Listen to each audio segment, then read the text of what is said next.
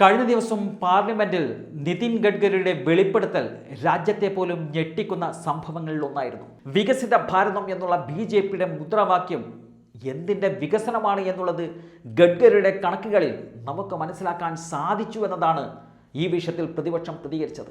അത്രത്തോളം ഞെട്ടിക്കുന്ന കണക്കുകളാണ് കഴിഞ്ഞ ദിവസം നിതിൻ ഗഡ്കരി പാർലമെന്റിൽ അവതരിപ്പിച്ചിരിക്കുന്നത്. പ്രതിപക്ഷ ബഹളത്തിനിടെയാണ് ഗഡ്കരിയുടെ ഈ ഒരു കുറ്റസമ്മതമുണ്ടായത്.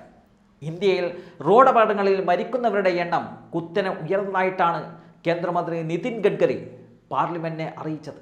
2024 റോഡ് അപകട മരണം 1.77 ലക്ഷമായി ഉയർന്നുവെന്നും പ്രതിദിനം ഏതാണ്ട് 485 പേർ മരണപ്പെടുന്നുവെന്നതാണ് റിപ്പോർട്ട് ചെയ്യപ്പെട്ട കണക്കുകൾ സൂചിപ്പിക്കുന്നതെന്നാണ് മന്ത്രി പാർലമെന്റിനെ അറിയിച്ചത്. അതോടെയാണ് പ്രതിപക്ഷ ബഹളവും തുടങ്ങിയത്. 2023 4,80,583 റോഡ് അപകടങ്ങളാണ് ഉണ്ടായത്. 1,72,890 പേർ മരണപ്പെടുകയും 4,62,825 പേർക്ക് പരിക്കേൽക്കുകയും ചെയ്തു. എന്നാൽ 2024 കണക്കനുസരിച്ച് മരണസംഖ്യ 1.77 ലക്ഷമായി ഉയർന്നു. ഇതുപ്രകാരമാണ് രാജ്യത്ത് ഓരോ ദിവസവും റോഡ് അപകടങ്ങളിൽ 485 പേർക്ക് ജീവൻ നഷ്ടപ്പെടുന്നു എന്നുള്ള കണക്ക് വന്നത്. റോഡ് അപകടങ്ങളിലെ മരണങ്ങളിൽ 60% 18-നും 34-നും ഇടയിൽ പ്രായമുള്ള യുവാക്കളാണ് എന്നതാണ് ഏറ്റവും ഞെട്ടിക്കുന്ന ഒരു സംഭവം. റോഡ് അപകടങ്ങളിലെ മരണം രാജ്യത്തിന് അന്താരാഷ്ട്ര വേദികളിൽ പോലും നാണക്കേടുണ്ടാക്കുന്നതാണ്. അതുകൊണ്ട് തന്നെ ഇത്തരം റോഡ് അപകടങ്ങൾ തടയുവാൻ കർശനമായ നടപടികൾ സ്വീകരിക്കേണ്ടത് അത്യാവശ്യമാണ്.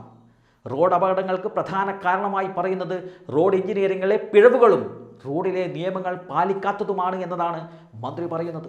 മോശം റോഡ് നിർമ്മാണ രേഖകളും അശാസ്ത്രീയമായ രൂപകൽപ്പനയും അപകടങ്ങളുടെ ബ്ലാക്ക് സ്പോട്ടുകൾ വർദ്ധിക്കാൻ കാരണമായിട്ടുണ്ട്. പ്രശ്നം പരിഹരിക്കുന്നതിനായി രാജ്യവ്യാപകമായി 77 അതീവ അപകട സാധ്യതയുള്ള റോഡുകൾ കണ്ടെത്തിയിട്ടുമുണ്ട്. ഇവയുടെ നവീകരണത്തിനും സുരക്ഷാ സംവിധാനങ്ങൾ ഒരുക്കുന്നതിനുമായി 40,000 കോടി രൂപ അനുവദിച്ചിട്ടുണ്ട് എന്നതാണ് മന്ത്രി പറഞ്ഞത്.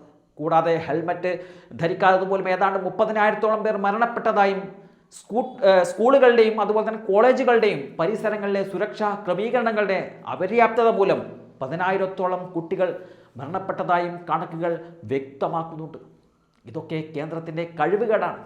യാതൊരു ഉളുപ്പുമില്ലാതെയാണ് കേന്ദ്രമന്ത്രി നിതിൻ ഗഡ്കരി പാർലമെന്റിൽ ഇത്തരം കാര്യങ്ങൾ അവതരിപ്പിച്ചത്. നാഴികക്ക് 40 വട്ടം വികസനം എന്ന് പറയുന്ന നരേന്ദ്രമോദിയുടെ മുഖത്തേറ്റ ഒരു അടി തന്നെയാണ് ഗഡ്കരിയുടെ ഭാഗത്തു നിന്നും ഉണ്ടായിരിക്കുന്നത്. രാജ്യത്തെ പോലും ഞെട്ടിച്ച കണക്കാണിത്.